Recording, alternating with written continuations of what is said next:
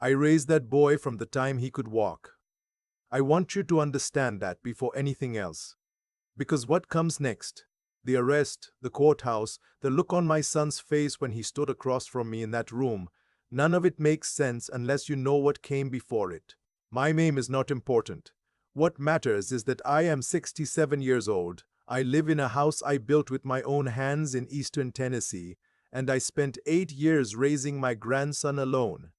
8 years of school lunches and baseball practice and fevers at 2 in the morning. 8 years of Grandpa, can you help me with my homework? And Grandpa, I'm scared of the thunder. And then my son came back. My son.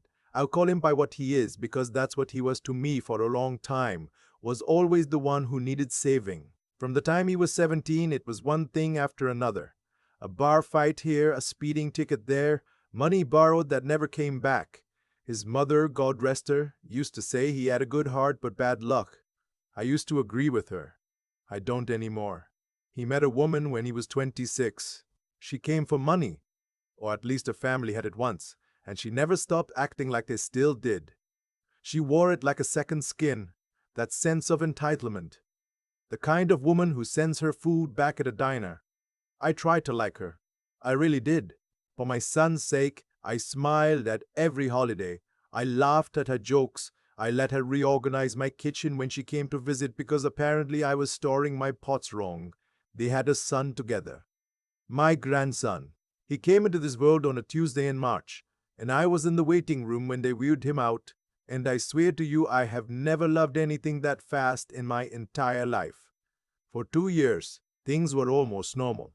Then my son lost his job. Layoffs, he said, though I later found out he'd been let go for showing up late too many times.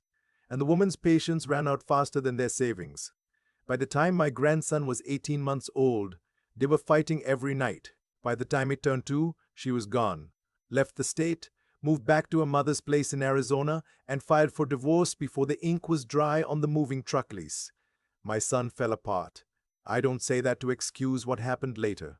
But I want you to understand that I watched it happen, and I tried. I drove over to his apartment every week. I brought groceries. I sat with him while he stared at the television, not really watching anything. I took my grandson for the weekends so my son could sleep or work or whatever he needed to do to get back on his feet. He never really got back on his feet. By the time my grandson was 3 years old, my son called me on a Thursday night and said he needed me to watch the boy for a while. Just until I sort some things out, Dad. A few weeks, maybe a month. He brought him over on a Friday with a duffel bag and a car seat, kissed him on the forehead, and drove away. A month passed. Then another. I called. Sometimes he answered. Sometimes he didn't. The excuses changed. He was working a new job. He'd found a room to rent. He needed a little more time. I stopped pressing him after a while, because pressing him only made him disappear longer. And because my grandson was in my living room building a Lego castle and asking me if dinosaurs could be friends with dogs, and I didn't have time to chase my son anymore. That's how it started. Not with a grand declaration or a court order or any kind of plan. It started with a duffel bag and a car seat on a Friday evening, and then 8 years went by. I want to tell you what those 8 years looked like. Not because I need credit for it. I don't. He was my blood. There was never a question in my mind. But I want you to know, because what came later tried to erase all of it. We had a routine. Up at 6:30. Oatmeal with brown sugar on weekdays, pancakes on Saturdays. He was in the same elementary school from kindergarten to 5th grade, and every teacher knew us. Miss Patterson in 2nd grade used to wave to me from the parking lot. Coach Denny at Little League knew my grandson's batting stance better than his own kids by the end of the 2nd season. The pediatrician, Dr. Dorser, Ellsworth over on Maple Ridge Road, had his entire medical history in a file 4 inches thick. Every shot, every ear infection, every broken arm from that time he tried to jump his bike off a wooden ramp he built in the backyard. I filed his taxes the first year he was old enough to work part-time at the hardware store. I co-signed his first bank account. I drove him to his driving test twice. He failed parallel parking the first time and was so embarrassed he didn't speak to me for the whole ride home, and I had to pretend not to smile. My son in those 8 years called maybe 40 times. Sent money twice. $100 each time, always with a note that said he was getting it together. The last time I heard from him before everything changed was 2 years before he showed back up. He was in Nevada, he said. Working construction. Sounded clean, actually. Clear-voiced. I let myself hope. I should have known that hope was the setup for what came next. He came back on a Wednesday. I remember because it was trash day, and I was rolling the bin back up the driveway when a car I didn't recognize pulls up to the curb. New car. Not new, but newer than anything my son had driven in his life. He stepped out in a button-down shirt, and standing next to him was a woman I had never seen before. Maybe 40, dark hair, professional looking. She carried a leather folder under her arm. My son raised his hand at me like we'd seen each other last week. "Dad," he said, "this is my attorney." I stood there holding the trash bin handle, and I waited for the rest of the sentence, because surely there was more to it. Surely there was some other explanation for why my son had returned after 2 years of silence with a lawyer and a leather folder instead of a phone call. There wasn't. She introduced herself. Her name doesn't matter. I'll just call her what she was, his attorney. And she told me they were there to take my grandson home, that my son had re-established his life, that he had an apartment and a job and was prepared to resume custody of his child. I said, "He's 17. She blinked. I said it again. "The boy is 17 years old. You want to come here and tell him to pack a bag and move in with a man he hasn't lived with since he was 3? My son had the decency to look at the ground. "We'd prefer to do this amicably," the attorney said. I asked her what the alternative was. She opened a leather folder. Inside was a document, a legal complaint. It used words like custodial interference and parental alienation, and buried in the middle of the second page, the word I never in 67 years thought I would see attached to my name: kidnapping. The next 72 hours are the ones I don't like to think about. My grandson was at school when they came. By the time he got home, there was a sheriff's deputy in my driveway. Not because they'd called for one, I hadn't, but because my son had apparently filed paperwork that morning suggesting I might be a flight risk. At 67, with a bad knee and a vegetable garden, the deputy was apologetic. He clearly didn't want to be there. But he had paperwork too, and paperwork has a way of making people do things they'd otherwise have the sense not to do. They didn't arrest me that day. What they did was worse, in some ways. They told me I was under investigation. They told me my grandson would need to go with his father while things were sorted out. And they told me that if I interfered, the charges could become formal. My grandson stood in the doorway of his own house, the house he had lived in his entire remembered life, and he looked at me with those eyes and said, "Grandpa, I'm not going." I said, "You have to go for right now. Just for right now. I'm going to fix this." He was 17. He knew I wasn't sure I could. I have a neighbor. Lived next door to me for 22 years. His name is Ray, short for Raymond. But his wife says only his mother called him that. And his mother's been gone since 2019. Ray is 63, retired county road crew, drives a truck with a gun rack he's never actually put a gun on, and he minds his business so completely that his business is basically a rumor. But he has been my friend since the year after my wife died, and that means something different than ordinary friendship. Ray knew my situation. He knew it the way good neighbors know things. Not because you tell them, but because he'd watched my grandson grow up to the same fence post for 8 years. The night after the deputy came, Ray knocked on my back door and sat across from me at my kitchen table while I told him everything. He didn't say much. Ray doesn't say much as a rule. But when I finished, he put his hands flat on the table and said, "That boy wrote you a letter once. When he went to camp that summer, did you keep it?" I had kept it. Every letter, every card, every crayon drawing from elementary school. I'm 67 years old, and I have a plastic bin in my closet organized by year, because my wife always said to keep the small things, and I couldn't bring myself to do it any differently. "What else you got?" Ray said. We were up until 2 in the morning going through that closet.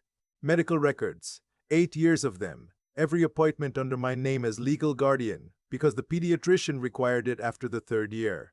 School enrollment forms. permission slips I'd signed, a letter from the vice principal thanking me for my contribution to the building fund, tax records showing my grandson as a dependent, 8 years of tax records. But the thing that Ray held up and said, "This is the one," was the voicemail. I had forgotten about it. 5 years ago, my son had called one of the maybe 40 calls and left a message. He was in some kind of good place that day. And on that voicemail, clear as a radio station, he said, "Dad, I just want you to know how grateful I am. You're doing what I can't right now. Take care of him. I trust you more than anyone." I had saved it, not as evidence. I'd saved it because hearing my son say he trusted me was the kind of thing a father saves. Ray listened to it twice. Then he looked at me and said, "That's your case." The problem was getting it out. My son's attorney had moved fast. By the time Ray and I figured out what we had, there was an emergency motion pending that would give my son interim custody while the formal hearing was scheduled. The hearing was 9 days away, and my phone, which had the voicemail on it, was on a carrier plan I shared with my grandson, which the attorney had somehow argued gave grounds to subpoena my records. I didn't fully understand all of it. I am a man who built a house with his hands and grew tomatoes and coached Little League. I am not a man who understands what subpoena means until a lawyer explains it at 8 o'clock in the morning with coffee. I made too strong. My own attorney. I found one, a woman named Faye, who practiced family law out of a small office downtown. The kind of office with a rubber plant by the reception desk and framed photos of her kids on the wall, which I took as a good sign, told me the voicemail was crucial. She also told me I needed to transfer it off that phone before anything was filed against my carrier, or it could be argued I had tampered with the evidence chain. The window was 24 hours. Ray drove. I shouldn't have been driving, not with the way my hands were shaking. It drove me to Faye's office. We sat in her conference room with a court reporter she'd called in on short notice, and we played the voicemail twice while the reporter transcribed every word. Then Ray held his own phone up to mine, and we made a secondary recording with a timestamp. The whole thing took 40 minutes. "You did it right," Faye told me afterward. "He did it right," she said to Ray, and Ray looked like he'd just won something. The 9 days were the longest of my life. My grandson was in his father's apartment. I found out later it was a 2-bedroom in a complex off the highway, which his girlfriend had apparently been paying for since the fall. My grandson called me every night from his own cell phone, which his father couldn't actually take because the plan was in my name and I hadn't terminated it. Small victories. He told me the apartment was fine. He told me his father tried to have conversations with him at dinner. He told me with the dry humor he'd gotten from God knows where. "Not me, I'm not funny, but somehow that kid is. He keeps calling it our home, Grandpa." I've told him my home has a garden. I laughed, and then I didn't laugh, because the garden was what I did every morning to keep from thinking too hard. My son, I later found out, had expected me to fold. His attorney had told him I didn't have the legal standing to fight, that 8 years of informal arrangements meant nothing without a formal custody order, and that once the interim custody was granted, I would likely agree to reasonable visitation, and that would be the end of it. What they had not accounted for was Faye, the rubber plant, and Ray. They also had not accounted for the school. Faye subpoenaed the school records herself. 8 years of enrollment forms with my signature. Teacher conference notes. The written statement from his school counselor, a woman named Miss Aldridge, who had known my grandson since 6th grade, who agreed without hesitation to testify that he had a stable, loving home environment, and that no one in his educational history had ever expressed concern about his welfare or living situation. The pediatrician, Dr. Pust, Ellsworth, provided a full affidavit, 8 years of well-child visits. He noted in the affidavit that in his professional assessment, my grandson had been consistently well cared for, and that the continuity of his care was remarkable by any standard. 3 neighbors submitted written statements. Ray submitted a written statement, and on the day of the hearing, my grandson, 17, old enough under Tennessee law to express his preference to the court, sat across from a family court judge and spoke for himself. I was not in the room when he did it. They do it in chambers, privately, so it's not a performance for the parents. Faye went with him. She told me afterward that he was calm, that he said exactly what he meant without drama or embellishment, that the judge had listened without interrupting. "What did he say?" I asked her. She smiled at me, and I thought I saw her eyes go a little wet, though she would probably deny it. "He said his grandfather taught him that a man takes care of the people who need him, and that he didn't understand why his father was only showing up now." The hearing took most of the day. My son's attorney made her arguments. She was good, I will give her that. She knew the law, she knew the language, and she spent 40 minutes explaining why 8 years of informal custody was legally meaningless and why my son's parental rights were absolute. Then Faye played the voicemail. The courtroom was not dramatic. It wasn't like television. Nobody gasped. The judge just listened and then asked my son's attorney to repeat her previous statement about my son's intentions and fitness. She stumbled over it, and I watched something shift in her posture. My son sat at the table and did not look at me. The judge recessed for 2 hours. When she came back, she denied the motion to establish my son's interim custody. She noted, and I am paraphrasing because I am not a lawyer, that the evidence demonstrated a consistent, stable, long-term caregiving arrangement, that my grandson had expressed a clear and coherent preference, that my son had not demonstrated engagement in the child's life for the preceding 8 years, and that disrupting the existing arrangement was not in the child's best interest. The kidnapping complaint was dismissed with a note in the record about the frivolous nature of the filing. My son left the courthouse without speaking to me. I watched him walk to the parking lot with his attorney, and I don't know what I felt exactly. Not triumph, not the satisfaction I thought I'd feel for 9 days. Mostly tired.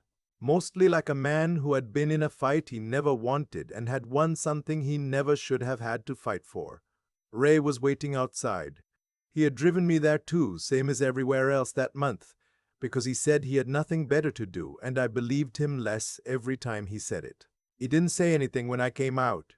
He just put his hand on my shoulder for a second and then started walking toward the truck. My grandson was with Faye. He came out a few minutes after me, and he was taller than I remembered. Or maybe I just looked at him differently now. He walked straight to me and put his arms around me, which he hadn't done since he was maybe 12, because by 13 he decided hugging was embarrassing. He held on for a long time. "I told you I'd fix it," I said. My voice was not entirely steady. "Yeah," he said. "You did. That was 14 months ago." My son called once about 6 months after the hearing. He didn't apologize exactly. He said he'd made some mistakes and that he hoped I understood. I told him I understood more than he thought, and that if he ever wanted to know his son, that would have to be a conversation between the two of them, not through me. He said okay. I haven't heard from him since. My grandson graduated high school last May. He starts at the University of Tennessee in the fall. Engineering, which I did not understand but pretended to, until he explained it to me 4 times with diagrams drawn on the back of a pizza box, and it finally clicked. He's going to build things. Good ones, I think. The plastic bin is still in the closet. There's a new section at the front now. The documents from the hearing, the affidavits, the court order. I don't look at it much, but I don't throw it away either. Ray came over last Sunday for dinner. I made a pot roast that wasn't as good as my wife used to make, but was better than either of us deserved. On a Sunday night, we sat on the porch after and didn't say much, which is the best kind of conversation when you've already said everything that needed saying. The garden is coming up well this year, the tomatoes especially. My grandson says I talk about the tomatoes more than any reasonable person should. He's probably right, but I spent 8 years planting things and watching them grow, and I have learned that the best things you tend to, the things you show up for every single day without being asked, without being thanked, without being sure it's going to turn out all right, those are the ones that do turn out all right. Almost always. I've had a lot of time to think about what actually happened. Not the legal part, not the courtroom part, but the deeper machinery of it. How things set themselves in motion long before anyone walks through your front door with a lawyer.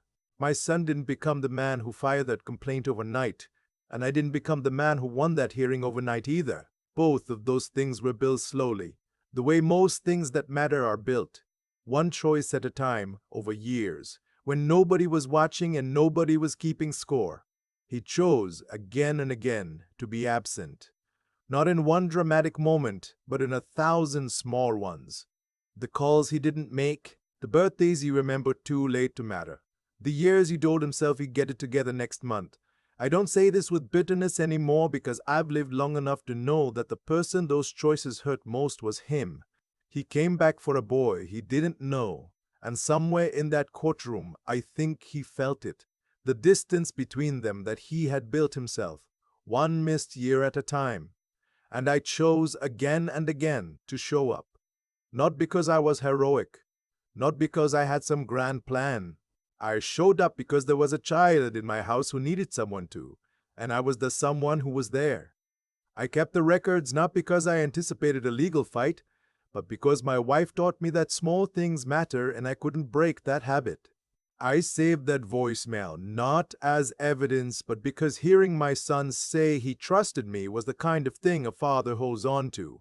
The consequence of his choices and the consequence of mine met each other in a family courtroom in eastern Tennessee, and the result was not random. It looked like luck from the outside. Finding the voicemail, Ray thinking to ask about it, Faye knowing exactly what to do with it.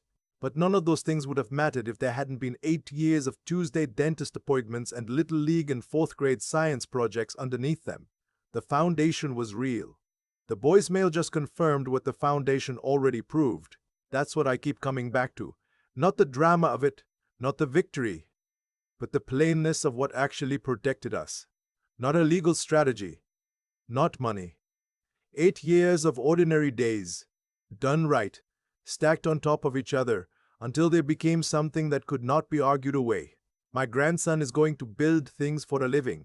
He told me engineering is about understanding how forces work, what holds, what fails, what you can rely on under pressure. I thought that was pretty good, actually. Better than he probably knew when he said it.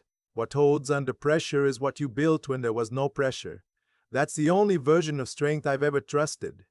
And it's the only thing, in the end, that I would tell anyone who asks me what got us through. Show up. Keep the small things.